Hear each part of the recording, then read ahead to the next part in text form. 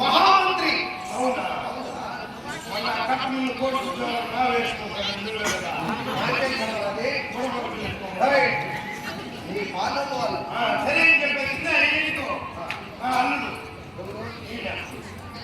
అల్లుడు ఎలా మా అమ్మాయిని పంపించిన మీ అమ్మాయి అతనికి ఇచ్చా వాళ్ళ అమ్మాయి నువ్వు చేసుకున్నావు సరే మనం ఎక్కడన్నా బతుకు తిరుగుతామా ఎక్కడన్నా బతుకొని మేము ఉద్యోగం చేయాలా అనేసి నేరుగా ఏర్పడినప్పుడు పెద్ద మనిషే కనపడలేదు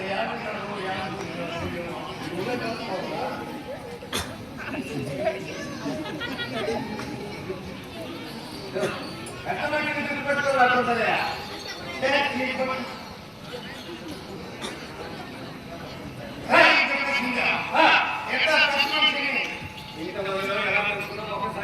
ఎంతమంది జనంలో నిన్ను పెద్ద మనిషి అని అనుకున్నావా నీ ముక్కు అనకు కూర్చున్నాను నిన్ను పెద్ద మనిషి అని కనుక్కునేసి సరే అని చెప్పేసి ఇప్పుడు నేను రాజు దగ్గరికి పోవాలా ఏదైనా పని చేసుకుని తప్పుతాము డబ్బులు లేవు ఎదురుకుదామని నువ్వు సాగు పని చేస్తున్నా సరే అని చెప్పేసి రాజు దగ్గరికి పోవాలా పని చేయాలని చెప్పనేసిన సరే ఆహాటి లేదని ఏదైనా ఉద్యోగం చేయాలా అని చెప్పేసి నేరుగా బయలుదేరేసి మీ ఇంటికాడ అయితే మీ బిడ్డలు ఉంటారు ఉద్యోగం చేయాలని సెలబ్రేషన్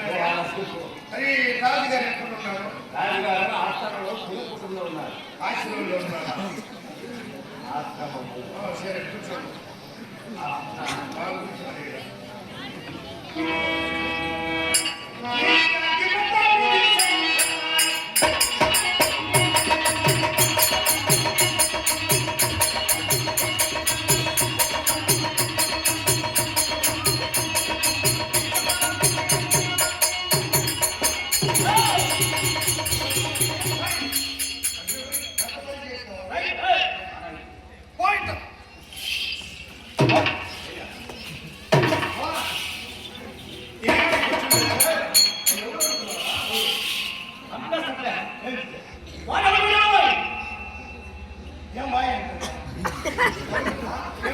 నువ్వే కాదండి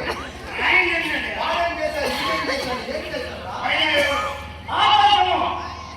నువ్వు రాజుకున్నావు తెల్ల ఏముంది పైన మోదీ దానిపైన కనపడి అదే కనపడుతున్నది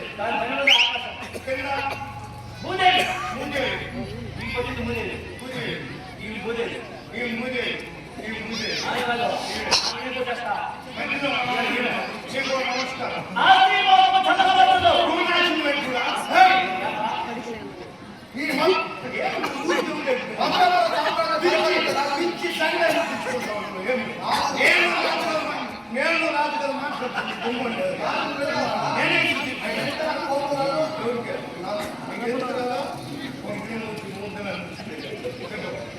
మహారాజా